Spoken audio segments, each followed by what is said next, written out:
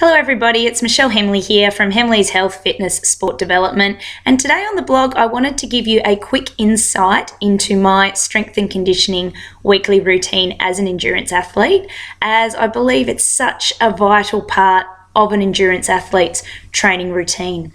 When I'm coaching my athletes, so I have many endurance swimmers, runners and triathletes, I'm always harping on about including mobility, stability and strength training into their routine, and it's often a very hard concept for them to grasp because to them training for, say, a marathon just means lots of running. And they go, well, no, it's not important. I don't need to be strong. I don't need to be fast. However, I'm going to give you 4 really good reasons straight away why in strength and conditioning training is important for an endurance athlete. Number 1 is it basically sets the foundation for the rest of your training. So a strong body is a resilient body. It breaks down less. It is less likely to develop imbalances caused by an incorrect technique that you do over and over and over again, just doing one sport. So it basically sets the foundation for everything. And in endurance sports, the stronger your body is, the more likely you are to maintain technique over a long period of time, which means you're going to go faster. So it's basically the number 1 core part of your training. Number 2 is holding on to muscle mass. So from your mid-20s, your body doesn't actually keep the amount of muscle mass you have to actually work at it. So unless you're strength training, your body's actually losing muscle, and it's usually replaced by fat. So from your mid-20s, it is really, really important to add strength training to your routine just to maintain that muscle mass and that lean body mass ratio to your fat percentage. Number 3 is strong bones. So again, this is something that happens as you get older. Your bones can become more brittle unless you're doing strength and resistance style training. So that's another reason why you need to add it to your routine, because brittle bones as an endurance athlete is a recipe for disaster with stress fractures and breakages. So that is another reason. And the 4th reason is performance. So a stronger body equals a more powerful body, which equals faster. So there's not a lot of reasons why you shouldn't include strength and conditioning into your routine. And I'm just going to show you throughout my week how I add in strength and conditioning and how I found it beneficial. So let's rewind a little bit. I just wanted to tell you a little bit about my personal history for those who aren't aware. When I first started long course triathlons in about 2003, 2002, I was constantly injured. So every 6 to 8 weeks, I would get something. So usually lower body related, because I did not come from a running background. I came from a swimming background. So building up my bone density in my legs took a little while, and also I was just overtraining. So I did not do any strength and conditioning. I did not do any mobility work. I basically just trained, and that was the result. I had a little bit of a breakdown in about 2008, 2009 with several health issues and also some major injuries, and that was a big turning point for me, because I said, if I'm going to come back and if I'm going to make activity a part of my life because I love it, then I need to put some things in place which will stop me getting injured and just be more sensible with my training. And as a result, I haven't had any major injuries for years and years, and I've also been quite healthy, and I've also gone faster. So it's been a win-win for me to take away some time from doing the long, slow, just extra training and replacing it with strength and conditioning training instead. So before we start, there's 3 key components to strength and conditioning training for an endurance athlete, elites as well, that can be incorporated into your routine. The most important one, so if you're going to do nothing else, you need to do this, is your mobility training.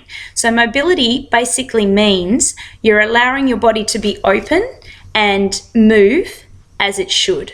So the way that you can encourage mobility in your body is dynamic movement exercises.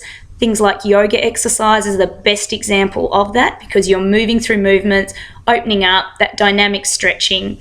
And massage rollers are also really good for increasing mobility in your body. So I have a little routine I do that's about 10 to 12 minutes long that includes lots of movement exercises and the use of massage rollers. I do this about 4 to 6 times a week. As I said, it only takes 10 to 12 minutes. So it's more a frequency rather than a long duration thing. Now, I do this little routine all over the place. So sometimes I do it when I first get up in the morning as a bit of a wake up routine. Other times I will do this at night when I'm watching TV. At this time of year, The Bachelor. I can't believe I admitted that on a blog. So, it's just something you can fit in around your life whenever you can. We also go through this mobility routine at the start of my running groups and at the start of a conditioning class I do on a Wednesday night for my athletes. So I join in with that. So that just gives me an extra chance to do my mobility as well. Now, mobility is especially important in this day and age because we live in a society which sits down a lot and we stay very still. So as a result, we can become quite bound up. So a lot of people I work with who work in offices, they're very tight across their pecs and their chest because they sit like this all day. Also very tight hip flexors, again, because they're sitting all day. So then when they go to run or add athletic movement patterns on top of being so tight and bound up, that's when they have restrictions, and that can lead to injury and just ineffective movement patterns. So mobility is extra important. The more you can do it, the better. It doesn't have to be long. So just try 10 minutes every few days, every day if you can. Really, really important, especially if you're in a sedentary job.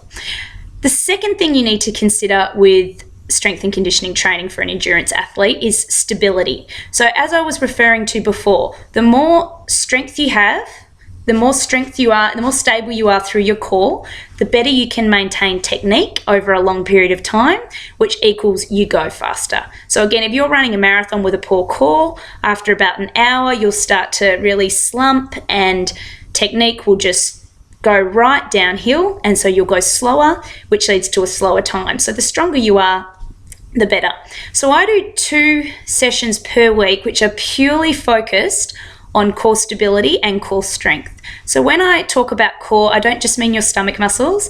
I mean your stomach, your back, your glutes, your hips, and your shoulders. So a lot of body weight exercises, all forms of variations of things like planks, sit-ups, lunges, squats, push-ups. Just whatever you can do for that. I do my own routine at some stage throughout the week. As I said, sometimes it's 20 minutes, sometimes it's about 30 or 40, depending on how much time I have. And Wednesday evenings, I actually run a core conditioning session in Torquay for my athletes, which I usually join in on. So that can back as one session, and then I do another one in my own time. So they're my 2 stability routines.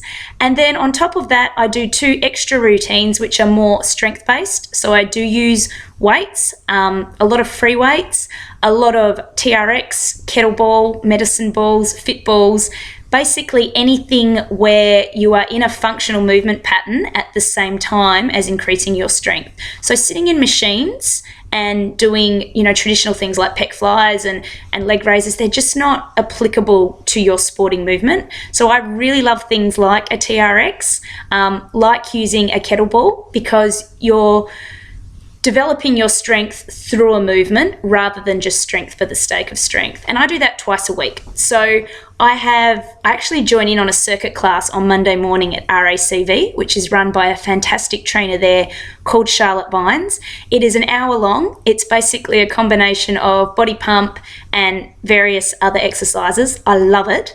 I think what I also love about it is I don't have to think. I can just go in and get it done, because as somebody who prescribes exercise for a living, I can sometimes get a little bit stumped when it comes to my own program, because all my energy has gone into developing all my athletes' programs, and when I want to go to the gym, I just want to switch off. So it's fantastic going to Charlotte's class as one of my routines, and the other one I do by myself, usually on a Saturday afternoon. And again, it combines free weights, TRX, kettlebells, all of that sort of stuff. So that's my routine. It's 4 to 6 little 10-minute mobility routines, 2 times core stability for 20 to 40 minutes, and 2 times actual weight strength work, which an hour circuit class, and my own routine takes anywhere from 30 to 45 minutes, depending on what I'm doing that week. So I hope that gives you a little bit of an insight. Strength and conditioning is really, really, really needed for endurance athletes. It's something people skimp out on, saying they don't have time. My suggestion to you is, if you don't have time, sacrifice one of your sport training session. So if you go for a little easy recovery run as one of your sessions, just scrap it and replace it with a strength and conditioning routine. Mobility, you can just add in wherever it suits you before you go to bed, first thing in the morning. Find some classes in your local area which you may be able to make a part of your routine, and that way you don't have to think about it too much either. But yeah, at the start of the week, just plan out, where can I fit in my strength and conditioning, because it is really important if you want to go faster and get less injuries. Now, I have a little bit of a treat for those who've stayed watching this the whole time. I actually created a mobility and a sample core conditioning session worksheet that I did with my Transform Your Running workshop a few weeks ago. I will email that to anybody who emails me and asks for it. And because you've watched this long, that this is a nice reward for that. So this is just a little sample of something that you could do at home in your own time. So my email is michelle@hemleys.com.au. If you'd like to keep updated with everything else we do at Hemleys, please go to our website www.hemleys.com.au and sign up to our weekly newsletter, the Hemleys Hub, and I look forward to seeing you again next week. Thanks very much. Bye.